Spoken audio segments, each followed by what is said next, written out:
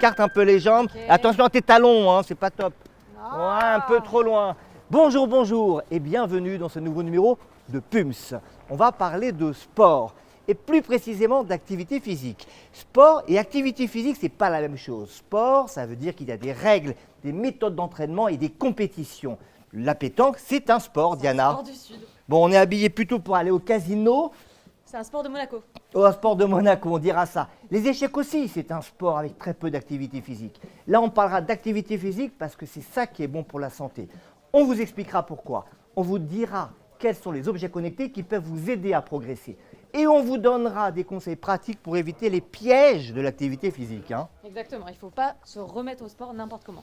Les pièges pour éviter que l'activité physique Devienne devienne votre pire ennemi. Bonjour Damien. Bonjour Maurice. Vous êtes maître de conférence en physiologie de l'exercice. Je vous présente Diana, Bonjour. Bonjour Diana, docteur enchanté. Cadouche, médecin du sport. Alors là, vous faisiez les 100 pas, si je puis dire, en nous Oui, attendant. tout à fait. Combien de pas réellement depuis ce matin? Eh ben, écoutez, un peu plus de 2500 déjà. Ouais, c'est moyen. Je vais vous donner des chiffres qui sont assez impressionnants, qui viennent des États-Unis. Les personnes qui marchent 8000 pas par jour ont un risque diminué de 50% de mourir prématurément par rapport à ceux qui marchent 4000 pas par jour.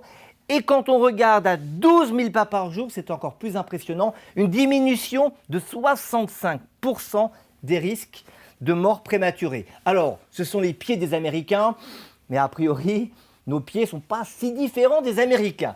Je vous propose de vous installer Damien et Diana. Alors Damien, on voit l'impact majeur de l'activité physique et ne serait-ce que les pas sur la santé. Dites-nous ce qui se passe dans le corps quand on se met à bouger, qu'on aille faire de la marche, de la course à pied, du jogging ou du golf ou du ski. Eh bien, tout d'abord, le cœur va se mettre à battre plus vite, hein, sa fréquence cardiaque va augmenter, et puis également la force de contraction du cœur va être de plus en plus importante, justement pour assurer un débit cardiaque plus élevé et permettre d'acheminer aux muscles squelettiques beaucoup plus d'oxygène et de nutriments pour qu'ils puissent se contracter et forcer plus longtemps.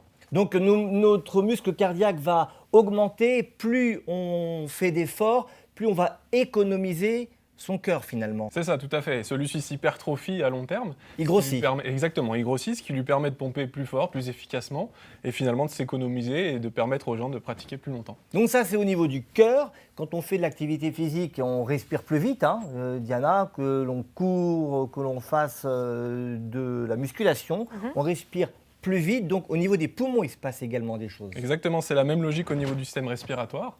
Il y a une augmentation de la fréquence respiratoire à l'effort, une augmentation du volume courant, ce qui fait que la ventilation, le débit d'air en fait, augmente à l'effort, et ce qui permet d'augmenter les échanges gazeux, donc c'est les échanges de gaz entre les capillaires sanguins et les alvéoles au niveau des poumons, qui permet de recharger plus vite le sang en oxygène et de décharger plus vite le sang en CO2, donc ce qui permet là encore d'aller faire des efforts plus longtemps. Plus d'efficacité, des efforts plus longtemps. Ouais. Ces échanges d'air, ils peuvent augmenter de manière majeure. Hein.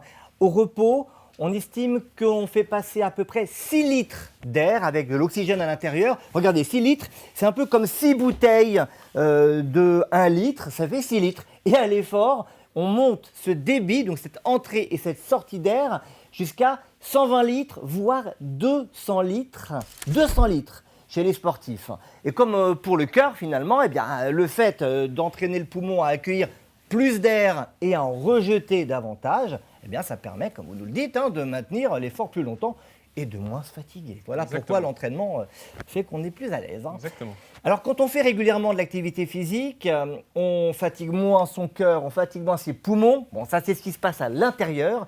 Mais à nos patients, à vos patients, Diana, qu'est-ce que vous leur dites? Qu'est-ce que ça a comme conséquence sur leur santé, cette augmentation de l'efficacité de ces organes? Exactement. Donc en fait, il va avoir un effet positif sur notre état de santé. Lorsqu'il y a une augmentation du débit cardiaque, eh bien ça stimule au niveau de nos vaisseaux, de notre paroi, une vasodilatation, donc un écartement finalement des parois. Et ça, ce qui est intéressant finalement, c'est que ça a lieu pendant l'effort, mais aussi après, et ça va durer. Donc ce qui est intéressant, c'est que si vous souffrez d'hypertension artérielle, eh bien, un peu comme un médicament, ça va diminuer votre chiffre de tension artérielle. Donc votre médecin va être ravi, et vous, du coup, vous avez l'impression d'avoir eu un nouveau traitement. attention, ça a une durée d'action de Attention environ pour l'attention. 22 heures. C'est une petite blague. Petite blague. Donc, Ça a une durée d'action de 22 heures. Ce qui veut dire que si vous utilisez faire tous ça les jours, quoi. aussi, bravo, c'est tous les jours qu'il faut le faire. Donc c'est un traitement comme un traitement médicamenteux, mais là c'est naturel à prendre tous les jours pour une efficacité prolongée sur la pression artérielle notamment. Et en plus de ces traitements médicamenteux, bien sûr. En plus, si on en a besoin. Il y a un autre organe sur lequel l'activité physique fait énormément de bien. Ça souvent on le néglige, hein. C'est le cerveau.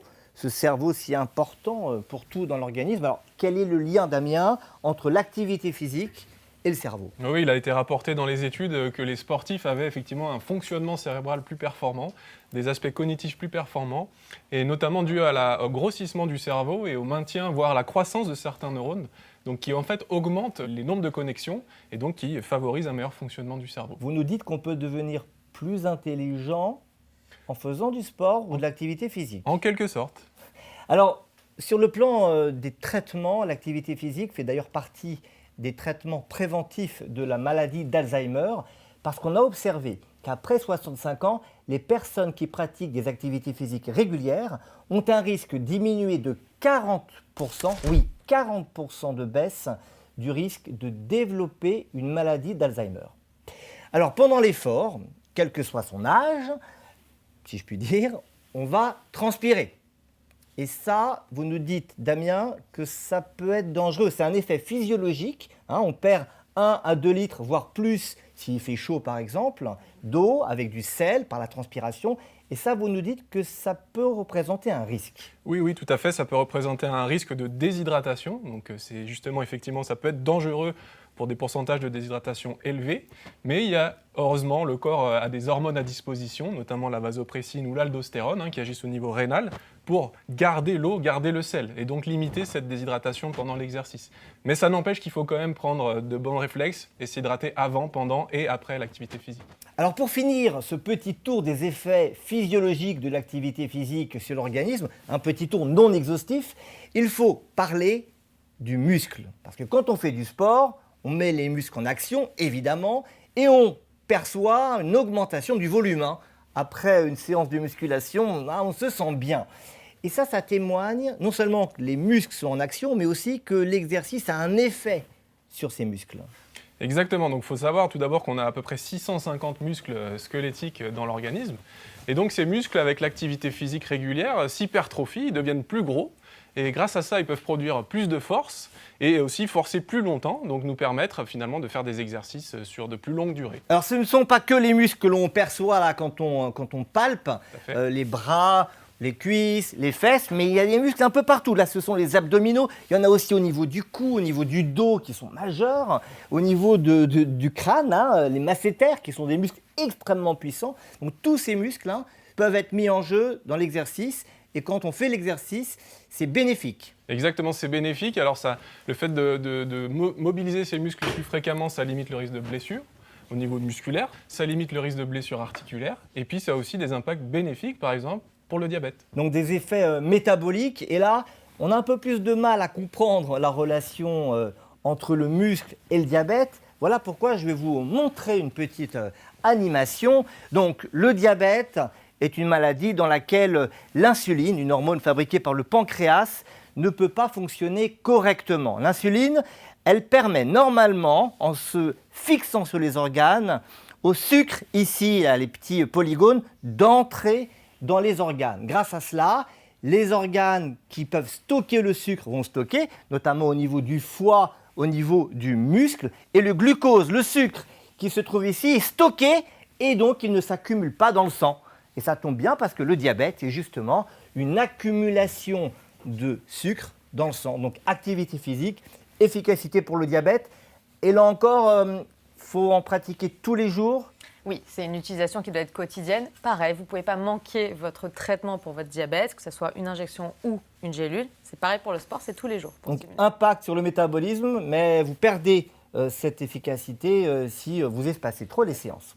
Alors Diana, il faut maintenant que nous disions une vérité. Celle que l'on doit annoncer à nos patients qui veulent améliorer certaines choses sur leur corps. Ça concerne l'activité physique et son effet sur le poids. Oui, alors je vais commencer par une bonne nouvelle. Je vous propose de... Allez, on va au tactile. pour les bonnes nouvelles. Pour la bonne nouvelle, c'est que l'activité physique diminue ce qu'on appelle le tour de taille et notamment la graisse viscérale. Alors, outre l'aspect très sympathique esthétique, parce qu'on veut tous perdre un petit peu ce tour de taille, il y a surtout une conséquence sur ce qu'on appelle les maladies métaboliques. C'est ça, hein, la graisse viscérale, Et oui. derrière les muscles abdominaux. Hein. Cette petite graisse viscérale qui a l'air planquée, cachée, et ben finalement elle est responsable du développement de ce qu'on appelle les maladies métaboliques. Lorsque l'on fait de l'activité physique, on la diminue, donc on améliore finalement sa santé. Alors cette graisse viscérale, on ne peut pas la palper hein, au niveau sous la peau. Elle est à l'intérieur. Vous voyez ici, elle se localise autour des intestins, autour des organes qui sont situés à l'intérieur de l'abdomen. Exactement. Et sur le poids. Et désolé Boris, mais si on ne modifie pas son comportement nutritionnel, le sport, l'activité physique ne fait pas perdre de poids. Alors on peut perdre quelques centaines de grammes, Alors, oui. les études l'ont montré, mais... Voilà, ce n'est pas les 10 à 15 kilos que l'on souhaite lorsque l'on se lance dans certains régimes. Alors j'ai une autre bonne nouvelle pour vous, sur l'impact de l'activité physique, peut-être pas sur le poids, mais sur les formes. Amenez-nous du muscle et du gras. Ici, là, merci beaucoup Laetitia, on a 500 grammes de muscle, ce qui est en rouge, je ne vais pas le prendre entre les mains, et 500 grammes de gras. Et vous voyez que le volume n'a rien à voir.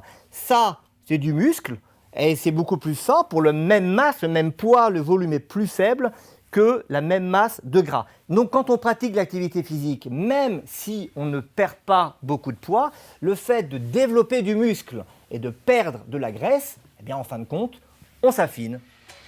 Il y a une autre pathologie ou un groupe de pathologies où l'activité physique semble extrêmement efficace, ce sont les cancers. Les études montrent que la pratique régulière d'activité physique est associée à une réduction de 15% du risque de cancer du sein, cancer le plus fréquent chez la femme, et de 20% pour le cancer du côlon, un cancer extrêmement fréquent également. Alors, les bienfaits de l'activité physique sur la santé ne s'arrêtent pas là, hein. On peut en attendre une protection contre la plupart des maladies chroniques, une amélioration du sommeil, de l'humeur, bref, l'activité physique, c'est un traitement universel et il n'y a pas d'âge pour s'y mettre. Alors, qu'espérer du sport après des années d'arrêt quand on s'y met après 60 ans, voire 70 ans? Regardez ce témoignage de Gérard Pagnon. Bonjour, je m'appelle Gérard, j'ai 72 ans, je suis médecin généraliste, toujours en activité. Il y a 5 ans, j'étais en mauvais état général. J'ai décidé à me mettre en sport intensif à raison de 6 heures à 8 heures par semaine. Je m'entraîne avec des entraînements style CrossFit et personnel training. Ça m'a permis d'avoir des podiums en Spartan Race en France et aux États-Unis et j'espère en avoir de nouveaux. Alors le message, c'est pas de faire chacun d'entre nous, chacun d'entre vous comme Gérard, mais pour vous montrer qu'on peut s'y mettre à n'importe quel âge.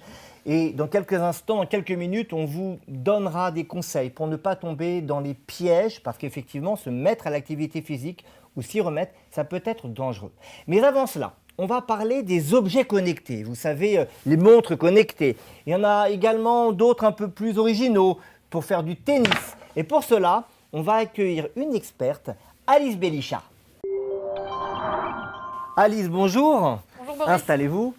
Vous êtes enseignante en activité physique adaptée et vous vous intéressez particulièrement à la santé digitale, cette santé digitale qui s'est mise au service du sport ces dernières années.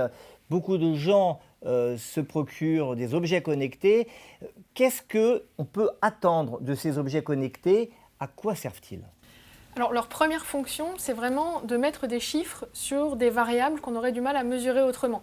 Par exemple, la distance qu'on parcourt, le nombre de pas qu'on fait dans la journée, notre fréquence cardiaque, tout ça, c'est des éléments qu'on aurait du mal à mesurer.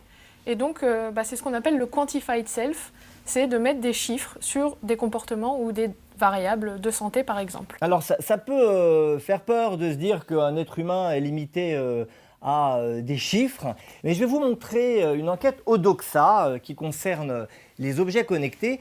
4 Français sur 10 utilisent des objets connectés dans le cadre de leurs activités physiques. Et voilà ce qu'ils en font. 73% d'entre eux le font pour améliorer leur performance, 67% pour améliorer la motivation et 60% dans un objectif de santé. Alors Alice, est-ce qu'aujourd'hui les médecins devraient prescrire des objets connectés pour la santé? Est-ce que ça peut être une prescription médicale comme un médicament, par exemple? Oui, je pense que ça peut faire l'objet d'une prescription médicale puisque ces objets connectés commencent vraiment à faire la preuve de leur efficacité.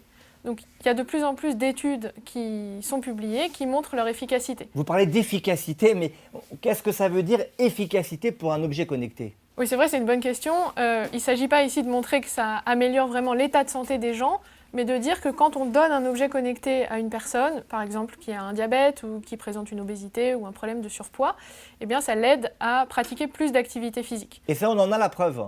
Oui, et il y a des études qui prouvent qu'en moyenne, le nombre de pas par jour augmente de l'ordre de 1000 pas. Donc vous me dites que si j'utilise un bracelet comme celui-là, ou une montre qui me donne l'heure en plus, je crois qu'il y a l'heure aussi ici, mais enfin bon, c'est moins agréable, je vais augmenter mon nombre de pas de 1000 pas par jour en moyenne. Voilà, c'est ça, à peu près. Et alors pourquoi les médecins ne prescrivent pas systématiquement cela? Parce qu'on dit à nos patients que faire l'activité physique c'est bon pour la santé, qu'il faut marcher, on connaît les slogans, 30 minutes de marche par jour. Pourquoi ce n'est pas généralisé cette prescription par les médecins? Oui, c'est vrai que les médecins les prescrivent assez peu, probablement parce que ce n'est pas dans leur culture actuellement, ce n'est pas dans la culture des médecins de suivre des données qui ne sont pas strictement des données de santé. Donc les médecins, c'est vrai, ont l'habitude de suivre des données qui peuvent être recueillies par des objets connectés.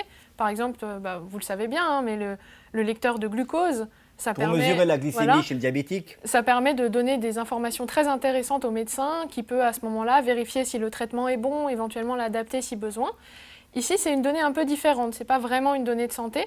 Savoir combien de pas fait une personne, ça ne donne pas d'indication sur l'efficacité du traitement, par exemple. Alors peut-être que ce qui gêne les médecins, c'est la notion de fiabilité, parce qu'au fond, est-ce que ces outils sont fiables? Moi, j'ai comparé cette montre de marque bien connue et un bracelet, pas spécialement celui-là, et il y avait des différences de 20 à 30% dans le nombre de pas, je ne sais pas laquelle est plus fiable. Est-ce que ces outils sont fiables? Oui, c'est un peu leur problème aujourd'hui, c'est qu'ils ne sont pas très fiables et surtout ça dépend beaucoup des marques. Donc ces outils-là, ce ne sont pas des dispositifs médicaux, ce sont des outils grand public et donc il n'y a pas d'évaluation de la fiabilité avant la mise sur le marché. Donc en fonction des marques, la fiabilité varie. Donc on n'est pas toujours sûr que ça mesure bien le bon nombre de pas. Donc si vous vous mettez à marcher 100 pas, il peut y avoir une petite erreur de mesure, enfin petite, plus ou moins grande d'ailleurs. Mais souvent, ça sous-estime. Voilà, mais ça donne au moins une indication. Ça donne une indication. Alors, les objets connectés pour le sport, ce n'est pas uniquement les montres et bracelets. Il y a notamment des raquettes de tennis. Je vous amène ça parce que je n'ai pas dit, mais vous êtes aussi championne de tennis. Enfin, Ex-championne de tennis, mais on le reste à vie avec ces titres.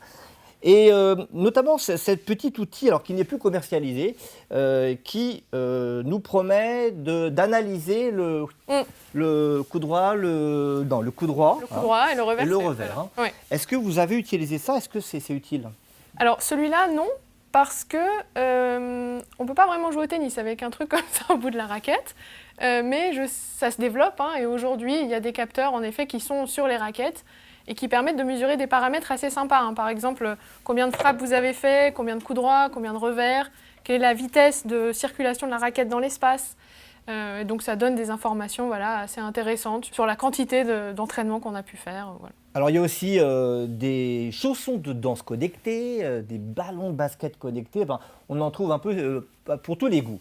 On va se concentrer sur les capteurs de pas, donc les montres, on en a parlé, ou les bracelets connectés. Quand on les prescrit, est-ce qu'il y a une recommandation à faire aux personnes qui vont les utiliser? Oui, alors c'est une très bonne question.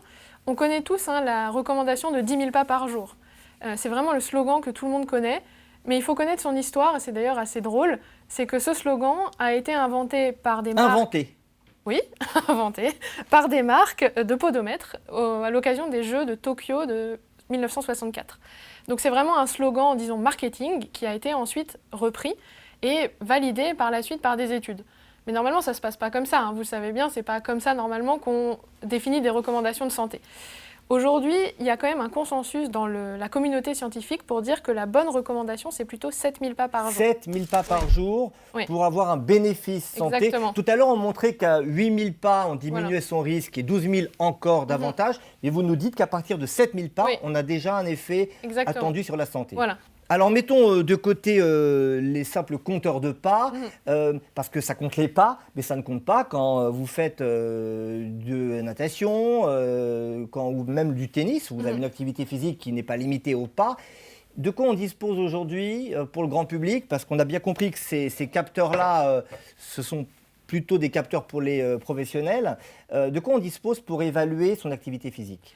Alors, il y a un capteur qui est intéressant, qui est le cardiofréquencemètre, donc qui mesure la fréquence cardiaque. Donc là, ces montres-là mesurent également la Oui. fréquence cardiaque. Oui, il y a de plus en plus d'objets connectés qui mesurent la fréquence cardiaque. Là, je suis à 80-85. Ouais, c'est un peu de stress d'être sur le plateau. Voilà. Et d'être avec vous, une ex-championne de tennis. Ouais. Normalement, la fréquence cardiaque au repos, elle est un peu plus faible, mais en effet, il y a de plus en plus d'objets connectés qui sont soit plutôt vraiment dédiés aux sportifs, soit dédiés au grand public, comme ces montres-là, qui mesurent donc la fréquence cardiaque. Et l'intérêt, c'est vraiment de la mesurer pendant l'effort physique, puisqu'on peut définir des seuils en fait, de fréquence cardiaque qui correspondent par exemple à de l'intensité modérée et qui est l'intensité recommandée pour la santé par exemple. Et donc on peut enregistrer le nombre de battements cardiaques sur une journée ou pendant des exercices et en déduire l'importance de l'activité physique qu'on a faite. C'est ça que vous nous dites. C'est ça. Mais aussi, on peut se dire, je vais aller faire une activité physique et je vais essayer de me situer entre tant et tant de battements par minute en fonction de mon âge ou de mon passé sportif. Et dans ce cas-là, ça donne vraiment un critère pour les gens pour bien adapter leur activité physique à leur santé, par exemple. Alors, très concrètement, est-ce que vous proposez les objets connectés et lesquels? Alors oui, moi je suis quand même une adepte des objets connectés. Et vous n'en avez pas aujourd'hui, là? Non, mais alors moi j'aime beaucoup les montres. Je suis très attachée à ma montre et donc j'ai pas envie de la remplacer par un objet que je trouve un peu moins beau. Mais j'ai mon smartphone dans la poche, comme tout le monde. Montrez-nous. Oui, Voilà. il est là.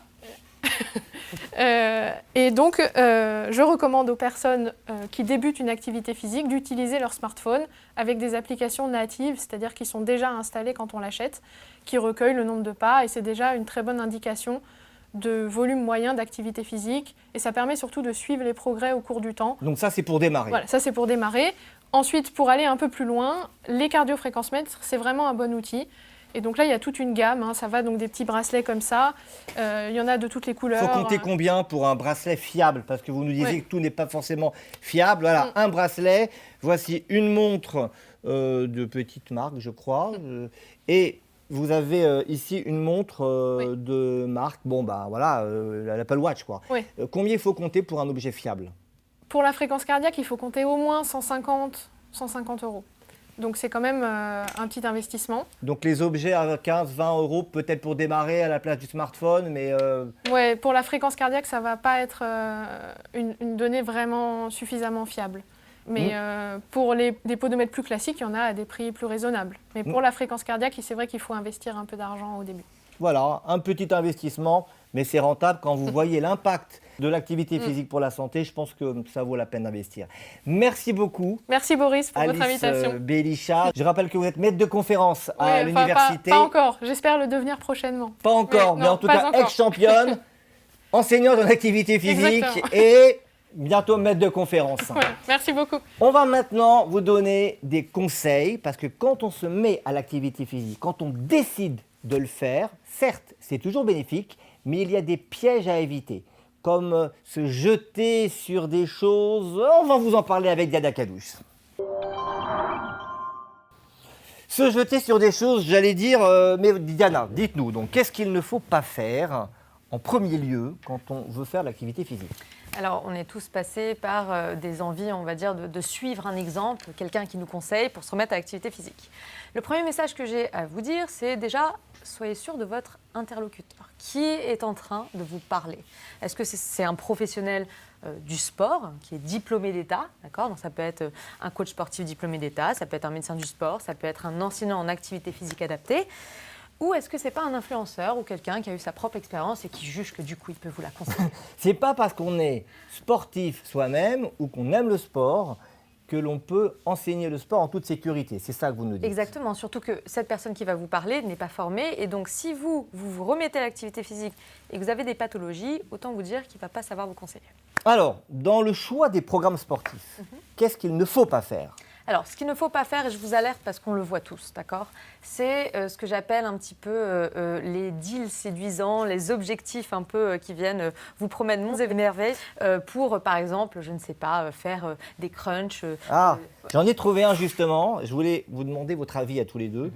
Celui-là, on nous propose des crunchs, un défi. 10 000 crunchs en 30 jours. Vous savez, les crunchs, c'est les exercices que l'on fait pour les abdominaux. Hein. Voilà, donc c'est un objectif merveilleux qui fait 10 000 crunchs. Et surtout, c'est incroyable, c'est 30 jours. 30 jours, 10 000 crunchs. Donc on passe de rien du tout, on avait tout arrêté. 300 par jour et on s'y remet. Donc de tout, de rien à tout, d'accord, très bien.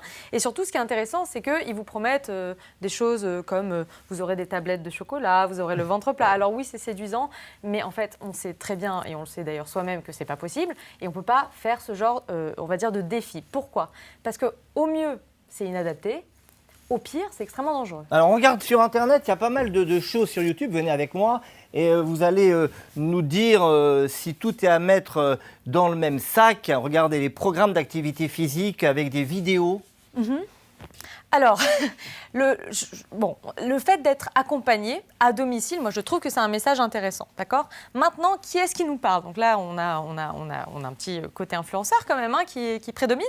Donc par exemple, vous aurez des conséquences. C'est sympa là, les tablettes de chocolat. C'est très sympa, on a tous envie de faire ça. Mais par exemple, si on prend l'exemple de votre 10 000 merveilleux crunch, d'accord ? Les conséquences sur la santé, par exemple, c'est quoi ? C'est des douleurs, ce qu'on appelle au cervical, cervicalgie. Ça va être un périnée qui est contracté et donc des risques, excusez-moi, c'est très sexy, de fuite urinaire. Voilà, il y a, par exemple, si vous avez un écartement, ça s'appelle un diastasis en médecine, mais un écartement des muscles, et notamment après la grossesse, il est absolument déconseillé de faire ces crunchs. Donc on ne peut pas, on va dire, faire tout et n'importe quoi. Donc c'est pas parce qu'il y a une belle miniature, quelqu'un de beau et un influenceur que ce programme est adapté. Non. Je voudrais vous montrer un programme qui a été développé avec l'Université de Paris qui s'appelle Tous en forme. Regardez ici. Et là, c'est un programme qui est fait par le service sport de l'université avec des médecins et dans lequel on a des exercices pour tout niveau et à tout âge. Alors, si on ne sait pas choisir un programme Internet, si on va aller au-delà de simplement une application, beaucoup cherchent la motivation et donc vont s'inscrire en salle de sport. Et là aussi, vous avez une réserve. Alors, on fait tout ça. C'est le nouvel an, c'est notre anniversaire. Finalement, on a très envie d'aller à la salle de sport. Les bonnes résolutions. Et du coup, on va dépenser. Les bonnes résolutions, il y en a en septembre, il y en a en janvier, il y en a en avril. Mais à chaque fois, ça dure... Et ben voilà, c'est la différence entre motivation et persévérance. Et il faut savoir que les salles de sport, ils adorent ce concept. C'est-à-dire, ils veulent que vous veniez et pas que vous payiez l'entrée. Ils veulent absolument que vous engagiez un contrat d'1 an. Et alors, les données, eh bien, finalement, elles sont rigolotes. C'est parce que eux, c'est leur business plan. C'est-à-dire, ça s'appelle « use it or lose it ». Et en fait, on s'est rendu compte... Et vous allez vous faire des amis, vous. Ils vont m'adorer. Bon, ils le savent tous. Mais aux États-Unis, on s'est rendu compte que les nouveaux inscrits de janvier, eh bien, 50% d'entre eux, dès les mois d'après, n'étaient déjà plus présents. Et on estime que sur l'année, ces nouveaux inscrits, peut-être fréquenteront 4 fois la salle de sport. Alors moi, je vais aller encore plus loin, si vous voulez gagner de l'argent, parce qu'il y a une étude qui a été conduite par 2 économistes qui ont cherché à évaluer ce qu'on gagnait à ne pas s'inscrire en salle de sport.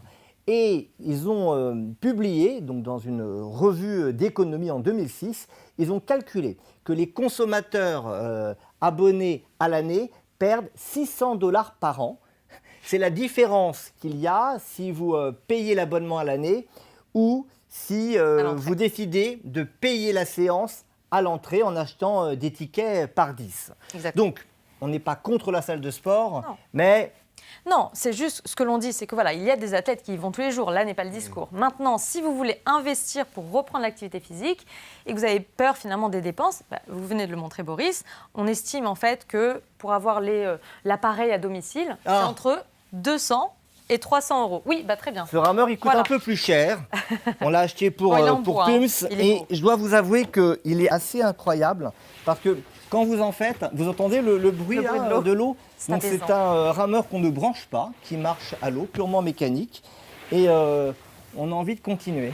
Voilà, donc ce qui est intéressant, bon, si vous avez une envie de bois à domicile, pourquoi pas, mais en tous les cas, majoritairement, ça sera 200 à 300 € pour l'équipement. Mais surtout, c'est un équipement que vous allez garder, c'est-à-dire qu'il est à vous, et vous ne serez jamais perdant. On n'est jamais perdant de quelque chose que l'on peut même changer et revendre. Donc, c'est plus intéressant en reprise d'activité physique de faire à domicile quelque chose de peu onéreux plutôt que d'aller en salle de sport. Alors, il y a un autre conseil que vous voulez donner, un autre piège, il concerne l'alimentation. Alors oui, l'alimentation. Il y a 2 messages. On l'a vu tout à l'heure, je sais que vous me détestez tous maintenant, mais le sport ne fait pas perdre de poids, d'accord ? En gros, il augmente un peu la dépense énergétique, mais pas assez. C'est naturellement contrebalancé par ce que vous mangez, sans même que vous en rendiez compte. Bon, si vous devenez, je ne sais pas, coureur du Tour de France et que vous dépensez On a quand même 5 000... évalué que les coureurs du Tour de Oui. France perdent du poids. Oui, parce Damien, qu'ils hein. Oui, ils tout à dépensent fait. 4500. Impressionnant d'ailleurs. Ils dépensent 4500 Voilà, calories c'est ça. par étape. Alors là, oui, je retire ce que je viens de dire, ça Voir fait perdre du poids. l'intensité, oui. Exactement. Maintenant, vous n'allez pas perdre du poids, mais du coup, ne faites pas l'inverse. C'est-à-dire, ne vous dites pas, ça y est, je suis devenue sportive, je fais de la musculation, tant mieux. Bon, je m'entraîne comme vous et moi, c'est-à-dire 3 fois par semaine, 3 heures par semaine, les recommandations. En fait, ça, surtout, n'augmentez pas votre apport énergétique, que ce soit en protéines ou tout le reste de votre repas. À coup sûr, vous allez prendre du poids. Ouais, faites attention, j'ai vu effectivement souvent des patients qui faisaient l'exercice en association et dans les vestiaires se partageaient des biscuits secs en se disant qu'ils pouvaient se permettre ça après Oui, des biscuits l'activité. protéinés, très souvent. C'est pour Alors, ça. non, là, c'était des biscuits secs. Non, voilà. ouais, c'était pas des... C'est sûr. Voilà. Alors, on n'a rien contre les biscuits secs pour se faire plaisir, mais l'activité physique telle qu'on l'a mentionnée aujourd'hui ne justifie pas d'augmenter les apports alimentaires. Alors, en pratique, si on maintenant doit conseiller une démarche, donc pour la pratique d'activité physique, on pourrait la résumer en quelques mots? Alors, en quelques mots, pour reprendre l'activité physique, déjà, nous avons consacré une émission Boris que l'on peut regarder. C'est une activité physique qui est, on va dire, modérée. On commence progressivement et surtout, on va être assidu. On le fait à domicile, on investit sur du bon matériel, on se fait conseiller par des professionnels du sport qui sont diplômés d'État. Et puis, on continue à manger normalement pour le moment. Et on ne tombe pas dans la surmotivation. Voilà, et puis comme disait Goethe, celui qui finalement prend conscience de ses limites est le plus proche de la perfection. Oula, bon, on va finir là-dessus. Hein. Merci Diana, merci Damien, Merci à vous. merci à toutes et à tous de nous avoir suivis. N'hésitez pas à regarder nos autres vidéos, à interagir avec nous. On est présent sur les réseaux sociaux, Facebook, Instagram, TikTok. À très vite avec Pums.